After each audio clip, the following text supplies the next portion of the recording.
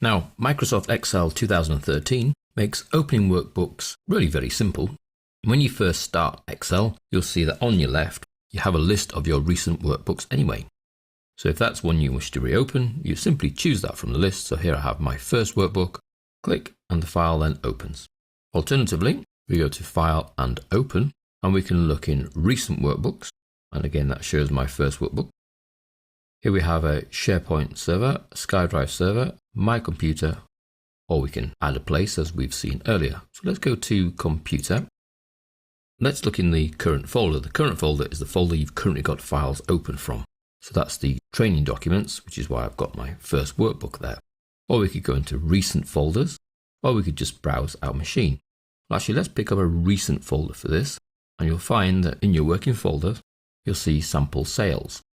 And we can open sample sales with a sheet in there called forecast. Now, when you open a file, you might want to make a few changes and then do save. Alternatively, you may want to do a save as. So you want to leave the original file in its original location with its original data, but you'd now like to take this file and give it a new name, possibly in a different location, but one that has its own entity. So to do a save as, we go to File and Save As. Again, we need to choose where are we going to store this new file. Well, I'm actually going to place it into the current folder and call it Sample Sales My Forecast, which will allow me to have a second file called Sample Sales My Forecast and leave the Sample Sales file untouched. And you can see in the title bar at the top, we have the new file name. Now, as well as the ability to save files with new names, we can save them with slightly different formats.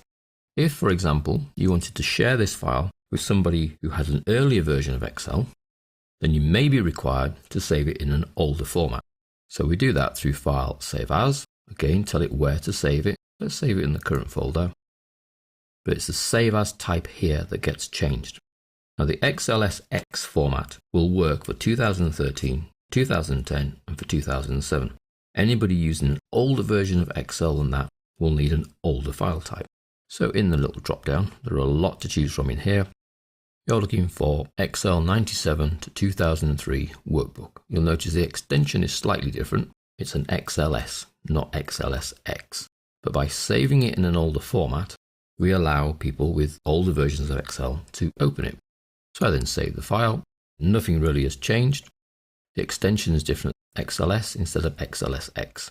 So we can open workbooks really very easily from File and Open. Recent ones are listed here. You can see all the ones we've just been opening.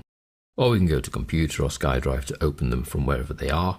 And then we can save them with different names using Save As, or with different file types by using Save As.